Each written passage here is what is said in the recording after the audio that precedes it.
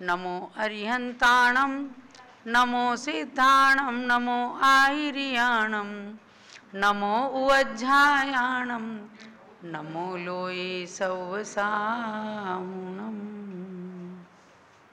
सरस्वती नमस्तुभ्यं वरदे कामरूपिणी विद्यारंभं करिष्यामि सिद्धिर्भवतु मे सदा। जब लो पंच परमेष्ठी भगवान की जय। द्वादशांगमयी जिनवाणी माता की जय। परम पूज्य गणिनी प्रमुख श्री ज्ञान की जय। अभ्यात्माओं, आश्रव त्रिभंगी के स्वाध्याय का अध्ययन का समय हो गया है। आप सभी पुस्तकें लेकर के स्वाध्याय के लिए तैयार हैं। कर्मों का आश्रव प्रतिक्षण होता है। कोई भी आत्मा, कोई भी जीव शब्द से जाना जाने वाला प्राणी जंतु ऐसा नहीं है कि जिसके कर्म का आश्रव प्रतिक्षण ना होता, चाहे वो एक इंद्रिय जीव है चाहे पंचेंद्रिय जीव है। इन्हीं सबको बताने के लिए आश्रव की प्रक्रिया का वर्णन करने के लिए आश्रव त्रिभंगी ग्रंथ 5 जून 2023 से स्वाध्याय इसका प्रारंभ हुआ है। आप सब इसमें रुचि ले रहे हैं। इसका मतलब यही है, सार यही है कि सभी आश्रव को रोकना चाहते हैं और आत्मा को निराश्रव अनाश्रव रूप करना चाहते हैं। तब उसकी ओर चलते हैं। आश्रव त्रिभंगी का मंगलाचरण। पणमीय सुरेंद्र पूज्य पय कमलम बड्ढमाण ममल गुणम पच्चय 57 ओछे हम सुन भवीय जना। हे भव्यात्माओं, सब लोग सावधान चित्त होकर के श्रवण कीजिए, क्योंकि ये जिनेंद्र भगवान की वाणी है। ऐसा श्री श्रुत मुनि जो विक्रम संवत 1300 में हुए, उन्होंने अपने वचनों के माध्यम से मंगलाचरण में कहा है कि भव्यात्माओं श्रवण कीजिए। तो आप सब भी भव्यात्मा हैं। भव्यात्मा का मतलब यही है कि जिनकी आत्मा के अंदर मोक्ष जाने की शक्ति है। चाहे कभी भी मोक्ष जाएं, लेकिन वह शक्ति आत्मा के अंदर विद्यमान है, वही भव्य कहलाते हैं। और जिनकी आत्मा में मोक्ष जाने की शक्ति नहीं है, वे अभव्य जीव कहलाते हैं। तो मैं तो यही मान के चलती हूँ कि हम भी भव्य हैं और आप भी भव्य हैं। तो भव्य जना सुना। हे भव्यात्माओं, आप श्रवण करो। आपने आश्रव के पहले 4 कारण जाने, मिथ्यात्व, अविरति, कषाय और योग। इनके निमित्त से आत्मा में कर्म आते हैं। पुनः इनके भेदों को जान लिया। 5 मिथ्यात्व, 12 अविरति, 25 कषाय और 15 योग। इन सब का जोड़ मिलाने से 57 की संख्या प्राप्त होती है। अर्थात 57 आश्रव होते हैं। 57 प्रकार से आत्मा के अंदर कर्म आते हैं। यह आपने जाना और उसके बाद में 57 की डिटेल जान ली कि ये 57 आश्रव कौन कौन से। इन भेदों को हम आपको अच्छे से बता चुके हैं, आज मैं दोबारा नहीं बताऊंगी। और हमने कल 9वीं गाथा के माध्यम से जाना कि मिथ्यात्व माने पहले गुण स्थान तक मिथ्यात्व रहते हैं 5, और देश विरत 5वें गुण स्थान तक अविरति रहती है, और 10वें गुण स्थान तक सुख सांप्राय तक कषाय रहती हैं, और सयोग केवली 13वें गुण स्थान तक योग रहते हैं। ये नाना जीवों की अपेक्षा एक सामूहिक प्रक्रिया बताई है।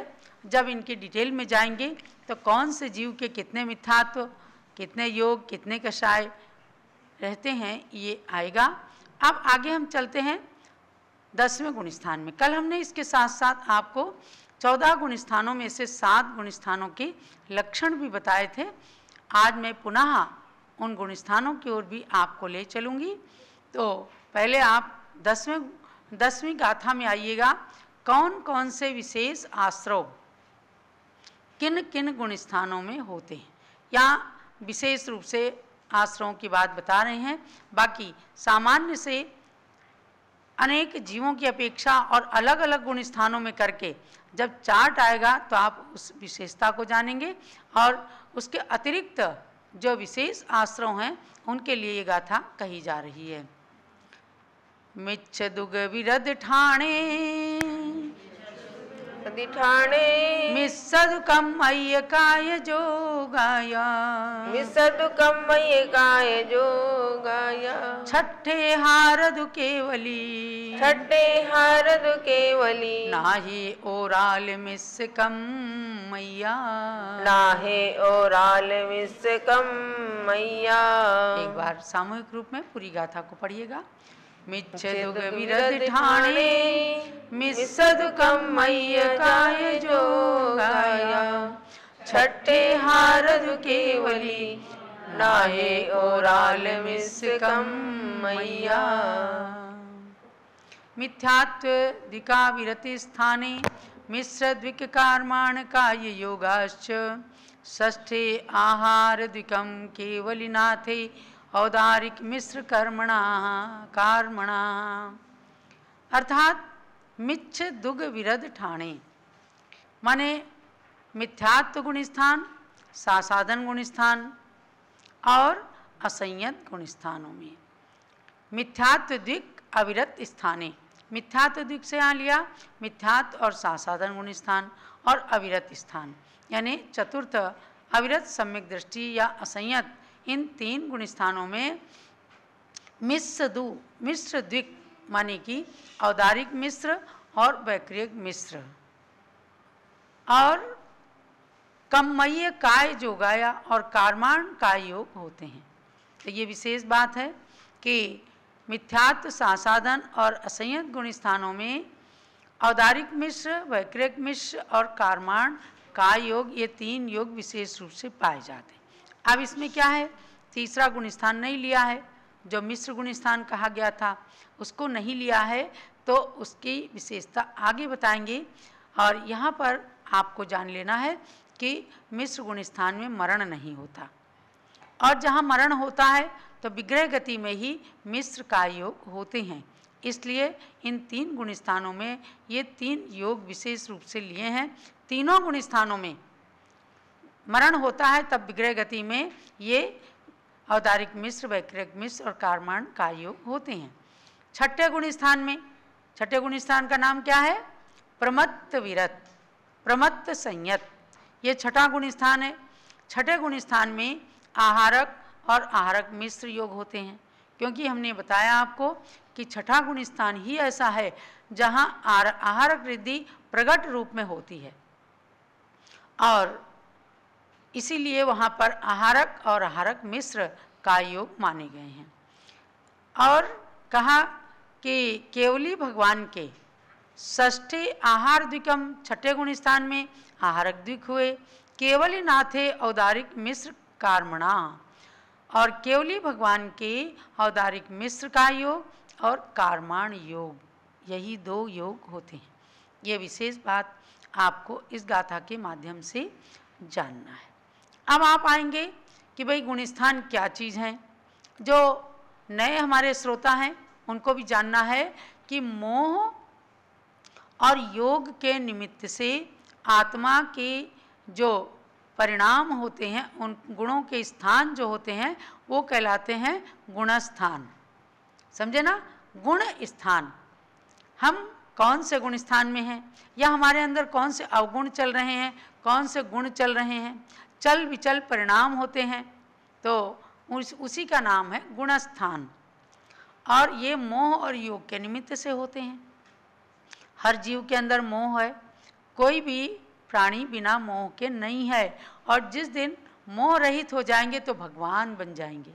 समझे ना, भगवान बनने से पहले पहले सब के अंदर मोह है, क्योंकि क्षीण मोह गुण स्थान 12वां गुण स्थान है, और जब वहाँ पर पूरी तरह से मोह का क्षय हो जाएगा, क्षीण हो जाएगा मोह, तब जाकर के वो तुरंत 13वें गुण स्थान में अरहंत भगवान की अवस्था में समोह शरण के अंदर भगवान बन करके पहुँच जाएंगे। तो ये स्थिति मोह की है, यानी कि संसार के अंदर सबसे ज़्यादा बलवान मोह कर्म है। मोह और योग के निमित्त से, योग क्या है? मन वचन काय। इन तीनों के हलन चलन से मन से कार्य करते हैं, वचनों से बोलते हैं, काय की चेष्टा होती है। बस इन्हीं सब से आत्मा के अंदर परिस्पंदन होता है, हलन चलन होता है। हमें दिखता नहीं है, लेकिन उसी से हमारा गुण स्थान बनता है। तो ऐसे 14 गुण स्थानों को लेकर के चले हैं हमारे आचार्यगण। उसमें से हमने आपको 7 गुण स्थानों की बात बता दी थी। मिथ्यात्व, सासादन, मिश्र, असंयत सम्यक दृष्टि, देश विरत, प्रमत्त संयत और अप्रमत्त संयत। तो उनमें से पहले गुण स्थान से लेके 5वें गुण स्थान तक श्रावकों का भी हो सकता है, समझे ना। जो अणुव्रत ले लेते हैं, जो प्रतिमा धारण कर लेते हैं, वो 5वें गुण स्थान वर्ती भी बन जाते हैं। और 6ठे गुण स्थान से मुनियों का दर्जा शुरू हो जाता है। जो मुनिगण हैं उनके 6ठा 7वां गुण स्थान होता है। अब मैं आपको ले चलती हूँ 8वें गुण स्थान की ओर। तो 8वें गुण स्थान की ओर चलने के लिए आपको आना है कि मुनियों के ही जब और उत्कृष्ट अवस्था होती है परिणामों की, तो उसका नाम होता है अपूर्व करण। अपूर्व माने जिनको पूर्व में नहीं किया, करण माने परिणाम, यानी जो ऐसे उत्कृष्ट परिणाम हैं जिनको पहले नहीं किया। अपूर्व परिणामों की जो वृद्धि होती है, शुभ और शुद्ध परिणामों की वृद्धि, उसको गोमठ सार जीवकांड के अंदर लक्षण के रूप में कहा है। अंतो मुहूर्त कालम गम्यूण अधापवत् करणम तम परिसमयम सुझंतो अपूर्व करणम समल्ययी। यानी जिस गुण स्थान का काल अंतर मुहूर्त मात्र है। अंतर मुहूर्त से मतलब एक समय से लेकर 48 मिनट का समय, वो कहलाता है अंतर मुहूर्त। तो 8वें गुण स्थान का काल बहुत थोड़ा है, माने 6ठे गुण स्थान का काल भी अंतर मुहूर्त, 7वें गुण स्थान का भी काल अंतर मुहूर्त है और 8वें गुण स्थान का भी काल अंतर मुहूर्त है। तो जिसका अंतर मुहूर्त मात्र काल है, ऐसे अधा प्रवृत्त करण को बिता करके, यानी नीचे के परिणामों को व्यतीत करके, मतलब 7वें गुण स्थान के सातिशय अप्रमत्त से चढ़ करके जब जीव अनंत गुणी विशुद्धि को लिए हुए अपूर्व करण जाति के परिणामों की ओर बढ़ता है, उन परिणामों को करता है, जो परिणाम कभी नहीं हुए थे उनकी ओर बढ़ जाता है, तो उसको अपूर्व करण गुणस्थानवर्ती जीव कह देते। अब जैसे 8वां गुणस्थान है, आज मुनियों को नहीं होता, तो इसको समझने में भी आपको थोड़ा समय लगेगा। तो मतलब केवल सार ये समझना है कि इस गुणस्थान का काल अंतर मुहूर्त होता है और ये गुणस्थान केवल शुद्धात्मा को जानने वाले, शुद्धात्मा में लीन रहने वाले महामुनियों को ही होगा। और ये गुणस्थान वर्तमान में किसी भी मुनिराज को पंचम काल के अंदर नहीं हो सकता, क्योंकि आज हीन संगनन है। हीन संगनन से 6ठा और 7वां गुणस्थान भी अपना रह जाए, ये समझो कि मुनियों का परम सौभाग्य है। अब आगे चलते हैं हम अनिवृत्तिकरण गुणस्थान। अनिवृत्तिकरण गुणस्थान मतलब है कि 9वें गुणस्थान में जाना। तो 8वें गुणस्थान तक आप पहुँचे, अब 9वें गुणस्थान में, जहाँ पर परिणाम फिर होने के बाद फिर बिगड़ते नहीं हैं, और जो एक समय में इस गुणस्थान के अंदर जाते हैं, कोई 8-10 जीव, 150 जीव या 150 मुनि, तो उनके परिणाम एक सदृश होंगे। और कोई अलग अलग इस गुणस्थान में गए तो उनके परिणाम विसदृश हो जाएंगे। तो उसको कहते हैं अनिवृत्तिकरण गुणस्थान। ये 9वां गुणस्थान होता है और इसका भी काल अंतर मुहूर्त ही होता है। अब आगे आपको ले चलती हूँ कि 10वें गुणस्थान। 10वें गुणस्थान का नाम है सूक्ष्म सांप्राय। धुद को सुंभयवत्थम होई जहाँ सुमराय संयुक्तम एवं सुहम कसाओ शुभम सरागोत्तीर्णा दवो। धौत कौसुम्ब वस्त्रम भवति यथा सूक्ष्म राग संयुक्तम एवं सूक्ष्म कसाया सूक्ष्म सराग इति ज्ञातव्यः। उदाहरण देकर के समझाया कि जिस प्रकार धुले हुए कुसुम्बी वस्त्र में थोड़ी सी लालिमा रहती है, यानी कोई कौसुम्ब वस्त्र रंग का वस्त्र बहुत धुला गया लेकिन फिर भी वो पूरा एकदम क्लीन नहीं हो पाता, तो उसमें थोड़ा थोड़ा रंग रहता है, और तो सूक्ष्म परिणति उसकी, सूक्ष्म लालिमा उसकी रह जाती है। उसी प्रकार से जो जीव अत्यंत सूक्ष्म राग माने लोभ कसाय से युक्त हो, उसको सूक्ष्म सांप्राय नामक दसम गुणस्थानवर्ती कहते हैं। ये भी मुनियों के ही होता है, यानी कि उनकी बहुत सूक्ष्म लोभ कसाय रहती है, और 10वें गुणस्थान के अंत में जब वो 11वें में या 12वें में जाने लगते हैं तो सूक्ष्म लोभ जो है नष्ट हो जाता है। वह लोभ ऐसा नहीं मानना कोई धन का लोभ है, कोई शरीर का लोभ है, किसी प्रकार का किसी से राग, ये वो स्वयं में नहीं समझ सकते, ऐसी सूक्ष्म परिणति है। तो सूक्ष्म सांप्राय का मतलब है जिनके अंदर भी सूक्ष्म कसाय विद्यमान है, वह सूक्ष्म सांप्राय गुणस्थानवर्ती जीव कहे जाते हैं। और 11वें गुणस्थान का नाम है उपशांत मोह।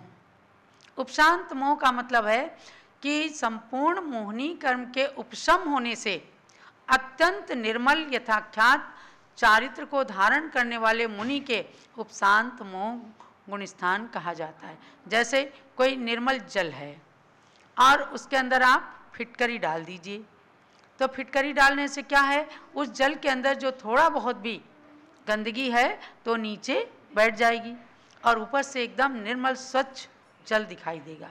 लेकिन यदि उस गिलास को जरा सा हिला दीजिए तो तुरंत वो जो नीचे गंदगी बैठी है वो ऊपर आ जाएगी, फिर पानी को गंदा कर सकती है, गंदा कर देगी। ऐसे उपशांत मोह में क्या है कि मोह उपशांत, शांत तो हो गया लेकिन कारणवश उसके अंदर थोड़ा परिणाम चल विचल होते हैं, तो या तो वहाँ मरण हो जाता है और या फिर उपशांत मोह यानी 11वें गुणस्थानवर्ती मुनि नीचे गिर जाते हैं, यानी नीचे के गुणस्थानों में आ जाते हैं। इसलिए इस गुणस्थान का नाम है उपशांत मोह। मोहनी कर्म का उदय आ जाने से वे नीचे के गुणस्थानों में यानी मिथ्यात्व के गुणस्थान तक भी आ सकते हैं, और या फिर 11वें गुणस्थान में मरण हो जाता है। मैं आपको थोड़े से में इसका उदाहरण बताऊं कि जैसे ही 5 पांडव, जैन शासन के अनुसार 5 पांडवों ने दिगंबर मुनि बन करके तपस्या की। कहाँ तपस्या की थी? शत्रुंजय गिरी पर।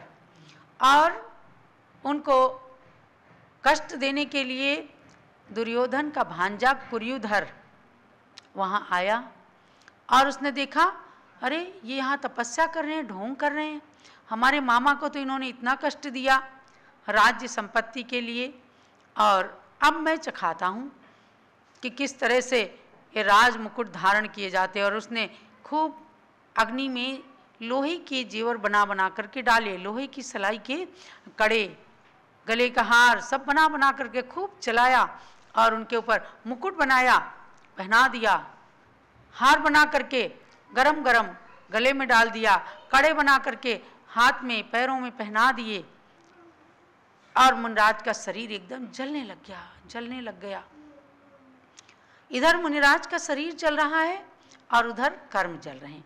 तो देखो मैं बता रही हूँ कि वे मुनिराज एकदम आत्मा का ध्यान करते हैं, कोई शत्रु मित्र का भाव नहीं है वहाँ। 3 मुनिराज युधिष्ठिर, भीम और अर्जुन 7वें गुणस्थान को पार करके 8वें गुणस्थान में पहुँचते हैं तो वो क्षपक श्रेणी पर चढ़ जाते हैं। यहाँ से 2 सीढ़ियाँ शुरू होती हैं 8वें गुणस्थान से, एक क्षपक श्रेणी और एक उपसम श्रेणी। तो युधिष्ठिर, भीम और अर्जुन तो क्षपक श्रेणी पर चढ़ गए और उन्होंने कर्मों को नाश करके अंतर मुहूर्त के अंदर 12वें गुणस्थान में जाकर मोह को क्षीण कर दिया और जाकर अंतकृत केवली बन करके मोक्ष प्राप्त कर लिया, क्योंकि अब उनका शरीर बचना नहीं था। तो तुरंत उन्होंने क्षण मात्र में केवली बनकर कर्मों को नष्ट करके मोक्ष प्राप्त कर लिया। इधर नकुल और सहदेव कहते हैं कि इनको भाई के प्रति राग आ गया था, लेकिन सिद्धांत क्या कहता है कि जब पांचों मुनिराज तपस्या करते हुए और कर्मों को जला रहे थे, उस समय 3 मुनिराज छपक श्रेणी पर चढ़े और 2 मुनिराज नकुल और सहदेव उपसम श्रेणी पर चढ़ गए। भाई कोई भाग रहे हैं कहीं, तो जिसको जहाँ रास्ता मिला या जिसकी जैसी योग्यता हुई तो वैसे चढ़ गए। तो ये कौन सी श्रेणी में चढ़ गए? उपसम श्रेणी। और उपसम श्रेणी में चढ़ करके 11वें गुण स्थान में मरण को प्राप्त हो गए, और तब ये जा करके अनुत्तर विमान में उत्पन्न हो गए। एक भाव मनुष्य का लेकर के ये भी मोक्ष चले जाएंगे। ये आपको मैंने बताया कि 8वें, 9वें, 10वें और 11वें गुण स्थान की बात, श्रेणी में 4 गुण स्थान होते हैं। उपसम श्रेणी चढ़ने वाले 11वें गुण स्थान में जाते हैं, और छपक श्रेणी चढ़ने वाले जो 3 मुनिराज थे, ये 11वें गुण स्थान की सीढ़ी को उलांग गए, छलांग लगा करके 12वें गुण स्थान में पहुंच गए। तब वहाँ पर छपक श्रेणी चढ़ने के कारण वहाँ मोक्ष क्षीण हो गया और ये अंतकृत केवली बन करके मोक्ष चले गए। तो ये यद्यपि सूक्ष्म विषय है, लेकिन चूंकि प्रकरण चल रहा है गुणस्थान का, इसलिए मैंने आपको ये 11वें गुण स्थान तक की बात बताई। अब आते हैं हम 12वां गुण स्थान। 12वें गुण स्थान का नाम है क्षीण मोह। क्षीण मोह का मतलब ही है कि जहाँ मोहनी कर्म का सर्वथा क्षय हो गया और उस क्षय हो जाने से, नष्ट हो जाने से स्फटिक मणि के समान एकदम ट्रांसपेरेंट आत्मा, शुद्ध जल के समान एकदम पवित्र आत्मा प्रकट हो गई, ऐसे मुनि क्षीण कसाय नाम के गुणस्थानवर्ती कहे जाते हैं। पूरी तरह से मोह क्षीण हो गया। तो क्षीण होने के बाद, नष्ट होने के बाद पुनः मोह नहीं होता, यानी इस गुण स्थान को प्राप्त करने के बाद कोई जीव पुनः संसार के अंदर वापिस जन्म नहीं लेगा। 11वें गुण स्थान तक तो वापिस जन्म ले सकते हैं आके, और 12वें गुण स्थान में जाने के बाद फिर नियम है कि वे 13वें 14वें गुण स्थान में आकर भगवान ही बनेंगे और सिद्ध परमात्मा बन जाएंगे। अब 13वें गुण स्थान की बात आती है, जिसका नाम है सयोग केवली, और 14वें गुण स्थान का नाम है अयोग केवली। तो 13वें गुण स्थान के अंदर घात्या कर्मों की 47 प्रकृतियों का और अघात्या कर्मों की 16 प्रकृतियों का, ऐसे 63 प्रकृतियों का नाश कर देते हैं केवली भगवान। उनके केवल ज्ञान प्रकट हो जाता है। तो समझो जब पंच कल्याणक प्रतिष्ठा आप देखते हैं, केवल ज्ञान कल्याणक आता है और समोसरण की रचना बनती है, तो उसमें यही होता है कि इन सब प्रकृतियों को कैसे कैसे नाश करते हैं।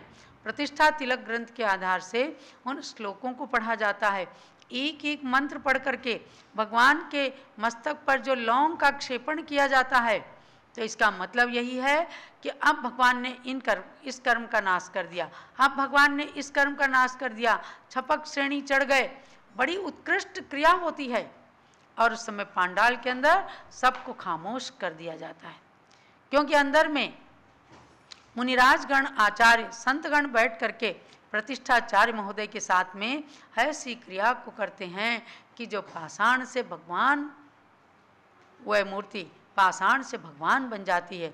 वह धातु जो मूर्ति का रूप धारण कर चुकी है, वह भी धातु से साक्षात मूर्ति प्रतिमा बन जाती है, और जब तक ये क्रियाएं नहीं होती हैं तब तक वो पाषाण रहता है। तो भगवान बनाने के लिए इन मंत्रों को जब न्यास करते हैं तो उसमें कहते हैं स एव देवो जिनबिंब एषः, अर्थात इस कर्म को नाश करने के लिए आप इस प्रतिमा को कह रहे हैं, हे भगवान अब आप ये बिंब, स एव देवो, वही अब देव रूप प्रतिमा रूप बन गई। ऐसा जिनबिंब जिसके दर्शन से संख्यात कर्मों की निर्जा हो जाती है, जिसके अपमान से भव भवांतर के दुखों को प्राप्त करना पड़ता है। देखो अंजना सती ने क्या किया था, किसी साक्षात चेतन प्रतिमा वाले भगवान को थोड़ी ढकेल दिया था, उसने केवल रानी कनकोदरी की पर्याय में अपनी सौत की ईर्ष्या के कारण चैत्यालय में विराजमान भगवान की प्रतिमा को कुछ क्षण के लिए बावड़ी में डाल दिया और तब एक आरिका के कहने से उसने तुरंत भगवान को निकाल करके वेदी में विराजमान किया, प्रायश्चित कर लिया।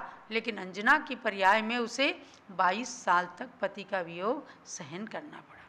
तो महानुभाव, मैं गुणस्थान की ओर चलती हुई बता रही हूँ कि एक प्रतिमा के अंदर भी इन गुणस्थानों में नष्ट होने वाली कर्म प्रकृतियों के मंत्रों का न्यास कर दिया जाता है तो वह प्रतिमा साक्षात भगवान बन जाती है। ऐसे इन गुणस्थानों को जान करके, और अयोग केवली गुणस्थान, उसमें तो कुछ होता ही नहीं, संपूर्ण योगों से रहित, जहाँ अ ई उ रील री केवल इन 5 अक्षरों के उच्चारण का जिसका समय होता है, बस वो इतनी देर में योग का निरोध करके और मोक्ष प्राप्त कर लेते हैं। ऐसे 14 गुणस्थान हैं। इन 14 गुणस्थानों को मैंने आपको इस आश्रव त्रिभंगी में इसीलिए बताया है कि इन 14 गुणस्थानों में कितने कितने कौन कौन से आश्रव होते हैं, ये सब आगे आपको बताते रहेंगे। तो आज के स्वाध्याय का यही सार हो गया कि हमने 14 गुणस्थानों के लक्षण जान लिए। अब धीरे धीरे आप जानेंगे कि हम कौन से गुणस्थान में हैं, हमें कैसे आगे बढ़ना है। तो आप सब कम से कम चतुर्थ और पंचम गुणस्थान वर्ती असंयत, सम्यक दृष्टि और देश विरत जरूर बन जाएं। मूल गुणों को, अष्टमूल गुणों को, पंच अणुव्रत आदि को धारण करके अपने मनुष्य भाव की सार्थकता को करें। यही स्वाध्याय का सार समझना। जावाणी के ज्ञान से सूझे लोकालोक, सोवाणी मस्तक चढ़ो सदा देत हूँ दो। हे जिनवाणी भारती तो ही जपो दिन रैन, जो तेरी शरणा गए सो पावे सुख चैन। ज्ञानमती को नित नमो, ज्ञान कली खिल जाए, ज्ञान ज्योति की चमक में जीवन मम मिल जाए। जब लो दात सांगमयी जिनवाणी माता की जय। पूज्य गणिनी प्रमुख श्री ज्ञानमती